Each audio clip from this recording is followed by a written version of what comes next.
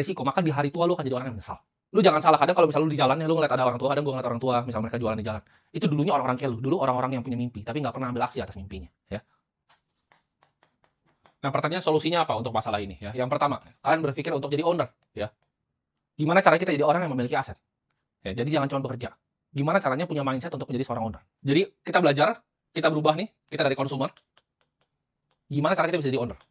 Oke, contohnya apa? Ketika gue dulu, ya ketika gue datang ke restoran, gue selalu lihat gitu. Oke, ini karyawannya berapa, ini jualannya apa, jualannya harganya berapa. Itu dari gue kecil, gue punya kebiasaan seperti itu. Ketika uang itu diambil dari gue pelajarin kenapa dia bisa ngambil duit gue.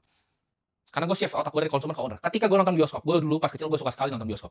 Gue nonton bioskop, gue datang ke sana, di depan kan bola mata gue dijualin tuh, ya kan? Dia ada iklan tuh, ya kan? Banyak iklannya. Ada iklan ini, iklan itu, sebelum filmnya mulai. Gue nontonin iklannya, ya. Gimana caranya dia bikin hook-nya? Ya, gimana sih caranya dia bikin gue masih ngelihat gitu. Kenapa gue nggak main handphone gitu? Gimana caranya dia bisa melihat dari hook-nya ke gue nonton itu, call to action-nya apa? Belinya di mana? Nah, dari situ gue bisa jelasin, ini iklannya nggak jelas nih agensi yang bikin. Ya, ini kurang pintar nih agensi yang bikin ini. Harusnya kalau gue yang bikin, gue bikinnya begini. Bahkan ketika gue liat billboard, ya kan, ada banyak sekarang, zaman sekarang bahkan banyak gitu. Kalau gue saranin perusahaan-perusahaan itu, agensi dipecat aja. Nggak ada hasilnya gitu loh, dari billboard yang lu bikin, orangnya tuh ngapain tuh nggak ada aksinya. Lu bukan Coca-Cola, Jack, gitu. Kecuali lu udah Coca-Cola, ya lu bisa bikin lah yang begitu. Ya. Atau lu brand rokok yang udah besar, ya silakan begitu. Tapi kalau perusahaan-perusahaan masih menengah, ya belum terlalu besar, orang belum tahu-tahu banget sama lu, jangan bikin iklan yang nggak jelas. Gue ada lihat properti tapi bener-bener nggak jelas itu. Maksudnya apa, tempatnya di mana, nggak ada. Gitu. Ya. Yang kedua, ya itu jadi yang pertama lu pikir, gimana cara jadi consumer, jadi owner. Dua, jangan gampang nyerah, ya. Dan punya long term mindset.